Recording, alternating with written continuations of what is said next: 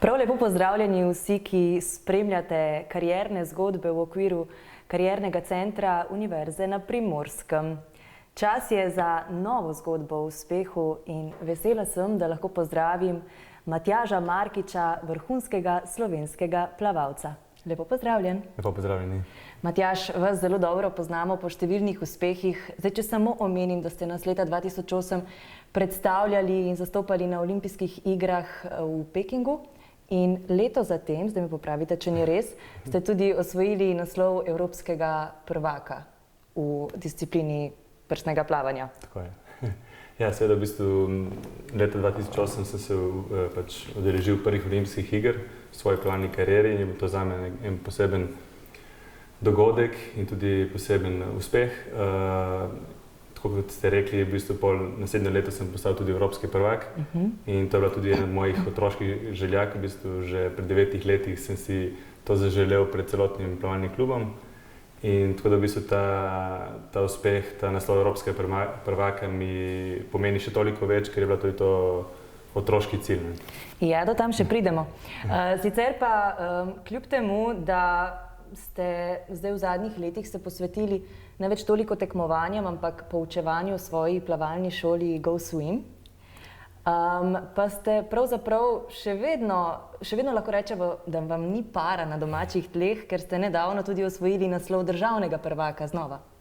Ja, seveda, v bistvu pri meni vedno sem si želel, da bi vse svoje znanje, vse svoje izkušnje prinesel naprej na bodoče plavalce, na otroke, na mladostnike in tako da v bistvu sem pred 5 leti začel svojo plavalno šolo Go Swim.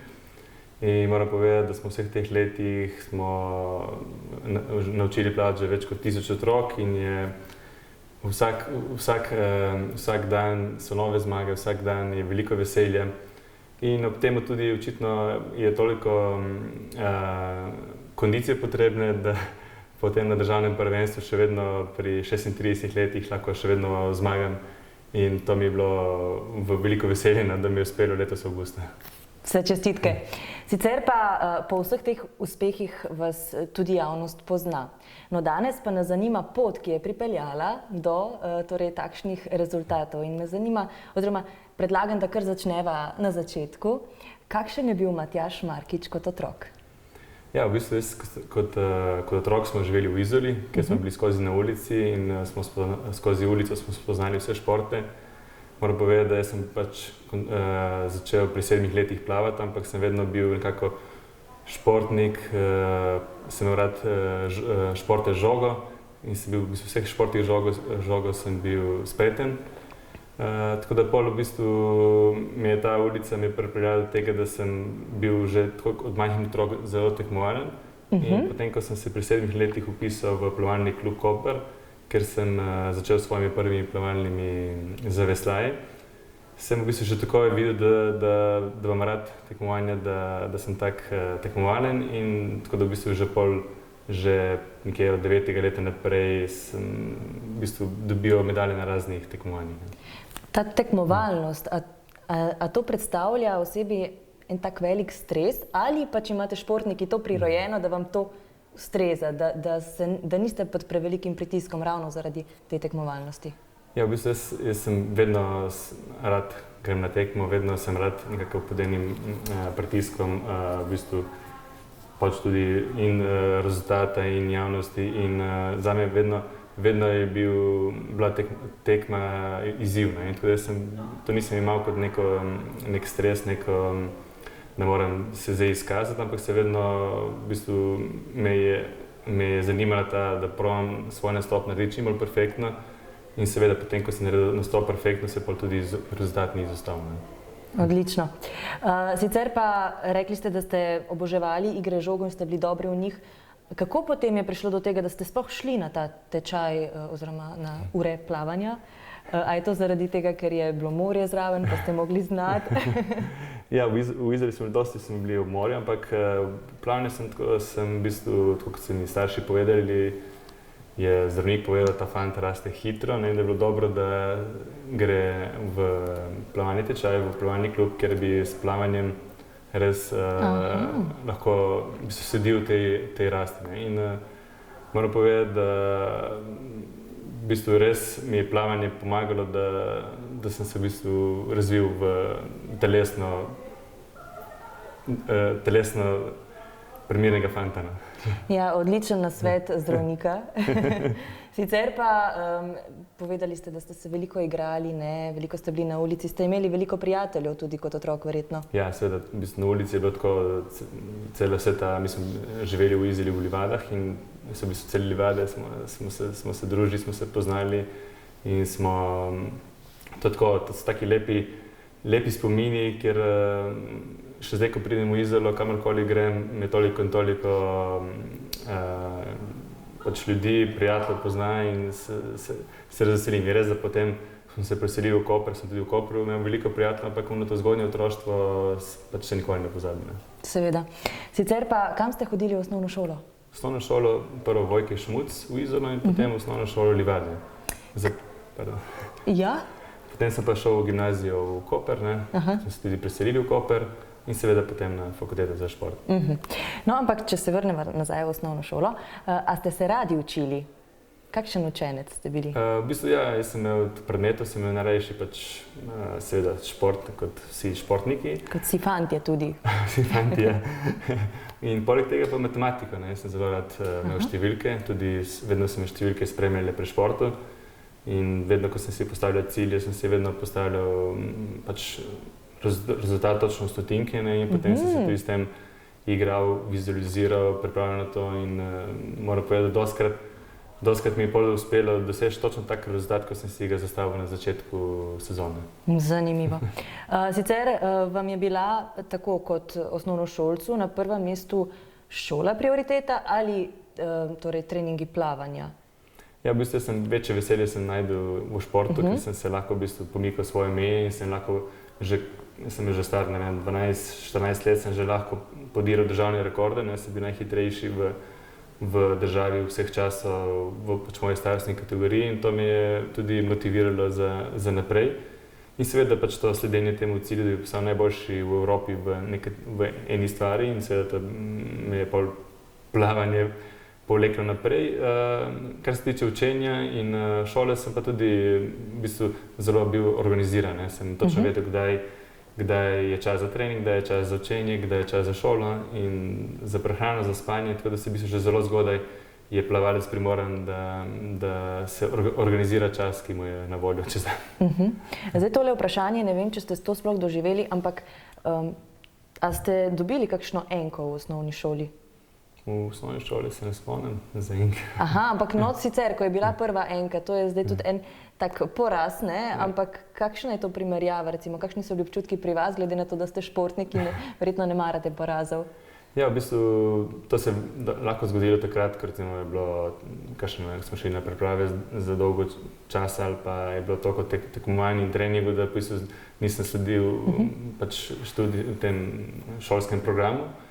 Ampak nisem se zaradi tega nisem nič obremenjeval. Jaz sem vedel, da tudi pri pač na plavalnih tekmovanjih je prišlo nekaj porazov in vedno, ko so prišli porazi, sem se od poraza več naučil kot pa od zmage. Ne. Vedno sem pač to zanaliziral, kaj je šlo narobe, kje bi se lahko izboljšal. In tako seveda tudi v šoli, ne. Hitro, nisem imel časa, nisem se pripravil, zdaj bom pa to se pripravil, vzel stvari v roke in pač to rešil. Odlično, o porazih nas boste lahko še česa naučili. Sicer pa, če se vrnemo na tisto izjavo, ko ste rekli pri 9 letih svojim soplavalcem, da boste osvojili evropsko prvenstvo. A se vam zdi, da je bila to takšna preroška izjava ali je bil to karierni načrt, na katerem ste pač potem delali? Jaz sem to že kar resno nosil zastavo pri 9 letih, ne, sicer drugi mi niso imeli resno, ne, ker pri 9 letih te ne jemlješ tako resno, da bo še en dan evropski prvak. Ampak jaz sem takrat že sem že vse dodelal, kako bom to dosegel, ne. Sem točno vedel, da če hočem biti evropski prvak, moram prvo priti v svoji starostni kategoriji do finala, potem dobiti medalje, potem postati državni prvak, potem državni rekorder in potem vedno v starejše kategorije. In sem točno, jaz sem bil na Evropskem mladinskem prvenstvu, sem bil evropski podprvak, tako da sem v bistvu skozi nekako imel ta cilj pred sabo in sem tudi po točkah temu sledil. Nekateri pravijo, da če si nečesa močno želiš in o tem ne dvomiš, da se potem res uresniči. Torej, vi predvidevam, da tudi zagovarjate takšen način, torej nekega pozitivnega razmišljanja ali pa stremenja k cilju. Ja, sigurno. V bistvu jaz pač sem že kar nekaj knjig prebral na to temo in vidim, da se to v bistvu pri meni dogaja že kot... Ko še niste vedeli za te knjige. Za te stvari, ja, za te knjige. Tako da jaz sem se s temi rezultati in s tem glavnim ciljem sem se v bistvu ukvarjal dnevno, ne? In pred spanjem sem imel na nočni marci točno rezultate, ki so potrebni za to doseči pač po letih naprej. In tudi točno jaz sem se vse vizualiziral, ne? Ko bom šel na nastop, kako bo izgledal bazen, ko bojo pač moji navijači tam. In sem že vse zvizualiziral, kako bom naredil pač perfekten nastop, zmagal, postal evropski prvak, bo potem šel na podelitev, že vse od zdravljice do...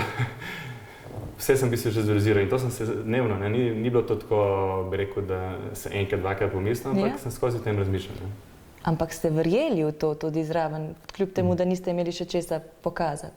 Ja, v bistvu verjel sem, sledil temu in predvsem sem vedel, da si moram postavljati neke te kratkoročne cilje. Sem vedel, da ni dovolj, da ti pred 9 let zdaj bom evropski prvak in bom zdaj čakal toliko let. Ne? Ampak moraš nekako imeti to skozi v mislih in si vsako leto postavljati kratkoročne cilje. Ne? No, zdaj sva pa pripotovala do gimnazije, ste rekli, a ne? To pa je bilo v Kopru. Ja, tako je. Tako. Gimnazija je tudi, oziroma ta srednješolska leta so tudi takšno obdobje, ko se začne in puberteta in najstniško življenje in tako naprej. Prvič greste na zabavo, a ne? Koliko je bilo recimo zabav pri vas? Ja, sigurno je bilo manj kot recimo nekateremu, ki ni bil v tem nekem športnem pogonu. Mislim, ne vem, ko so bili mlajši, so bile te zabave, nekih je bilo, njih je bilo dosti. Ampak, ko so prišli pa kakšni uspehi in zadovoljstva in ko si osvojil cilj, so bile pol te zabave še toliko bolj zanimive, ker si vedel, zakaj zdaj lahko praznuješ. Ja. Sicer pa pri 16 ste tudi doživeli prvi večji uspeh, popravite me, če ni res, ampak na olimpijskih igrah mladih ste zasedli 11. mesto. To je bil takšen dober družbeni status. Ja. Mislim, to je bilo v bistvu moje prvo večje tekmovanje. Pri 16 letih smo odpotovali na Dansko, ne, v Esbjerg, na te olimpijske igre mladih. In v bistvu to meni že nekaj pomenilo. Ne. To sem že videl, da se napravi poti in seveda z 11. mestom, ko sem plaval v polfinalu, je bilo pač že to en manjši uspeh. In tako da v bistvu to so pol sami te koraki, kjer ti pomagajo, da se dvigne in tvoja samozavest in motivacija na treningih in tudi v klubu te začnejo resno imati tudi v šoli, ne? In se v bistvu pol vidiš, da iz večjih koncev ti pomagajo, ti vidijo, da si, ko bi rekel, da imaš neke cilje, da si resen in seveda pol ti tudi drugi pomagajo. Ne? Odlično. No, potem po gimnaziji pa ste šli takoj naprej na fakulteto za šport, aktiven študent. Kako pa vam je uspelo vse to? Potem pravzaprav vi ste šli v Ljubljano, treninge ste imeli verjetno v Kopru? Ne, v bistvu pol, ko sem pri 18 postal evropski mladinski podprvak, sem šel študirati takoj že z 18 v Ljubljano in sem pač tudi se priključil ekipi v Ljubljani, ker je bil že takrat evropski prvak, ne, to je bil Peter Mankoč. In poleg njega je bil še eden, ki je imel že medaljo na evropskem prvenstvu in v bistvu je bila že ekipa narejena zelo profesionalno in sem imel že tam, to bi tudi moj cilj, da primem tako ekipo, ker bom plaval z evropskim prvakom. Če ti treniraš z evropskim prvakom, pa tudi si nekako v njegovem tem programu in tudi veš in vidiš, kaj on dela, kako se obnaša, kako trenira in to mi je zelo pomagalo. Jaz sem v bistvu v 3 letih sem v bistvu iz mladinske konkurence že prišel do bronaste medalje na evropskem prvenstvu, v članski konkurenci in mislim, to je bilo res zahvala temu, da sem bil v taki lepi ekipi.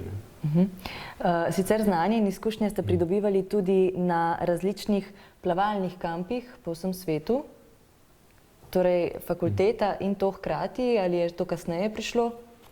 Ja, v bistvu mi smo že kar zgodaj začeli s tem profesionalizmom. V bistvu smo potovali po celem svetu, od v Avstralijo, Ameriko, na Kitajsko, Mehiko. V bistvu vse posod smo iskali znanje in tudi sparring partnerje.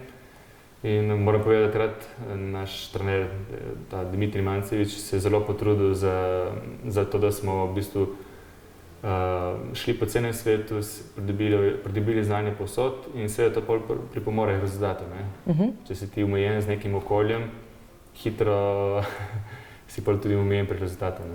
Tako da zares ste stvar vzeli resno. Kako pa vam je sicer, a vam je kdo pomagal, ker tudi to niso poceni stvari verjetno, a ne? Kako vam je bilo to pravzaprav omogočeno? Ja, seveda prvo je pač Plavalni klub Koper pomagal, pač Plavalna zveza Slovenije, doma starši in seveda pa tudi sponzorji. Takrat so nam tudi sponzorji, lahko tudi povem, če smem, že nekaj od takrat, bi se vse te obalna velika podjetja so mi pomagala in jaz sem tudi jim hvaležen tudi potem, ko sem razmišljal o svoji plavalni šoli, sem razmišljal glede na to, da je pač meni okolje, občina, sponzorji pomagali, da bi rad tudi pač pomagal jaz okolju, kjer sem odraščal, kjer sem jo podpiral, s tem, da učim pač otroke plavati in s tem, da pripomorem k temu, da se plavanje na Primorskem nadaljuje, izboljša in postane bolj kvalitetno. No in tako sva torej prišla do uresničenih sanj, vseh tistih odličnih rezultatov, ampak zdaj me zanima, mislim, da ste že podali odgovor tekom najinega klepeta, ampak a je bil kdaj kakšen rezervni načrt? Kaj pa, če to ne bo uspelo? Kaj bom pa potem počel? Ker športnik ali pa, ne vem, glasbenik, to ni tako lahko dosegljivo, ne? Lahko se zelo trudiš, pa ne uspe. A ste imeli rezervni načrt? Ja, v bistvu sem se srečeval, jaz sem bil s mojimi soplavalci, to so bili soplavalci, ki so vlagali v ta šport toliko kot jaz, oziroma lahko kakšen še več mogoče. Smo vsi skupaj vstajali ob 5 uri zjutraj, smo 6 zjutraj že skakali v mrzlo vodo in ni nam bilo lahko. In seveda oni so imeli svoje cilje in želje, ampak jaz mislim, da če vztrajaš, če se trdo držiš tvojih ciljev, tvoje velike želje, da prej ali slej prideš do tega. Tudi pri meni ni mi bilo lahko ob porazih, ob tem, sicer poškodb ni bilo toliko v plavanju, ker je pač tak šport, da ni poškodb, ampak vedno moraš vztrajati.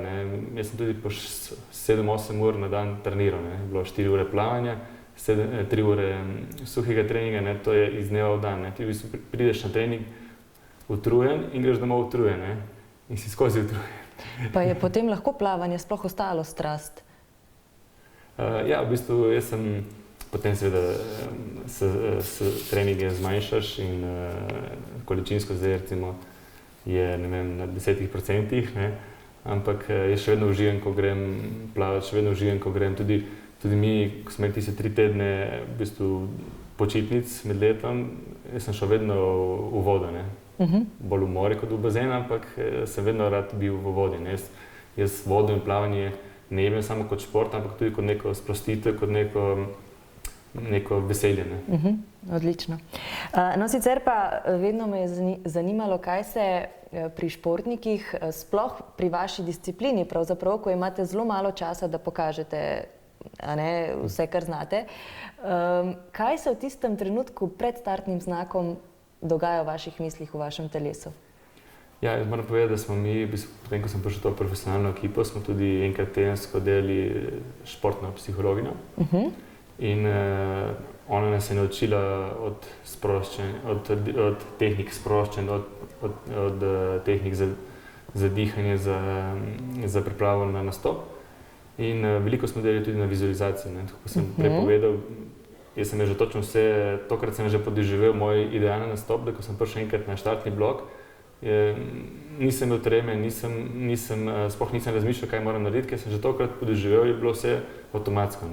Vsak moj gib, vsak moj vdih je bil že nekako sprogramiran v možganih. Odlično, mislim, da se to lahko aplicira na vse stvari, ne samo na šport. Tako je, sigurno. Odlično. Sicer pa, Kako se osvoboditi pritiska, recimo imamo zelo velike tekme, imamo manjše tekme in verjetno tudi velikost tekmovanja vpliva na nek stres, ne, ki ga čutiš in potem posledično tudi na rezultat, lahko negativno, lahko pozitivno. Kako ste se vi soočali s tem? Ja, v bistvu sem pri meni bilo vedno tako, ne, manj pomembna, kot je bila tekma, slabše je bilo zdaj, bolj pomembna, kot je bila tekma, bolj sem se potrudil, bolj me je motiviral. Ne. Jaz sem v bistvu vse te moje uspehe sem dosegel v bistvu na teh evropskih svetovnih, kjer je bilo nekako bliže Kopru in je bilo več mojih navijačev, ne, domačih navijačev. In to mesto mene vedno poženilo naprej. Jaz sem imel rad, da je bilo 15,000 ljudi na tribuni, da so bili moji navijači in potem je to mene še bolj, ko bi rekel, še bolj me je pripravilo do tega, da sem dal svoj maksimum. Krasno. Kako pa se je sicer kot vrhunski športnik, potem plavalec, vrhunski plavalec, vrniti k osnovam? Potem ste seveda odprli svojo plavalno šolo in zdaj dejansko poučujete, začnete verjetno tudi pri osnovah in tako naprej. Kakšen je ta preskok? Ja, v bistvu je to zdaj je drugače, ne, kot profesionalizmu se v bistvu ti profesionalnem plavanju gledaš na vsako stotinko, ne, na vsak detalj. Pri učenju pa je več stvari, ker od tega, da moraš pomagati otrokom, premagati strah, do tega, da vzljubijo vodo, do tega, da občutijo pravilne zamahe, da se pripravijo na gledanje pod vodo. In v bistvu je več takih stvari, ker v bistvu se mi, profesionalni plavalci, s tem ne ukvarjamo. Ampak moram pa povedati, da je učenje plavanja je dosti bolj zanimivo kot sam profesionalno plavanje, ne? Ker v bistvu pri učenju je v bistvu vsak dan kakšna zmaga, ne? Vsak dan se nekdo nauči plavati, vsak dan nekdo nekaj izboljša pri plavalni tehniki, ne? In v bistvu so vsakodnevne zmage, ne? Pri plavanju si mogel tudi ti, pri profesionalnem plavanju si mogel celo leto se truditi 4 na dan, da si pol na koncu popravil za 1 stotinko, ne? In je manj tega veselja, sicer je pol na koncu toliko večje, ko je zmaga, ampak ni to, da v bistvu to učenje plavanja je za vsak dan bolj zanimivo. In vaš cilj je najverjetneje torej naučiti oziroma vzgojiti še enega Matjaža Markiča, oziroma pravite, da bi celo radi radi naučili nekoga še boljše torej plavati in dosegati boljše rezultate kot vi. Ja, v bistvu sem imel vedno to željo, da pač pomaga prvo, da se ta širina tega plavalnega znanja poveča, ne, in da se tle na Primorskem, mi se zdeluje nekako na celotnem Primorskem in že vidim, da so rezultati, da je vedno več otrok, ki se ukvarja s plavanjem in tudi vedno bolj kvalitetni plavalci so, ne. In potem iz te širine seveda se lažje pride ven takšen, kot sem bil jaz, oziroma še boljši. In seveda to je pa tudi moja prihodnja želja. Odlično. Matjaž, najlepša hvala, da ste si vzeli čas, da ste z nami delili svojo zgodbo. Jaz sem prepričana, da boste torej naučili še na tisoče otrok plavanja in da boste tudi dosegali s svojimi učenci takšne rezultate, kot ste jih dosegali vi. Najlepša hvala še enkrat. Hvala. Vsi, ki ste nas spremljali, hvala za vaš čas in pa nasvidenje do prihodnjič.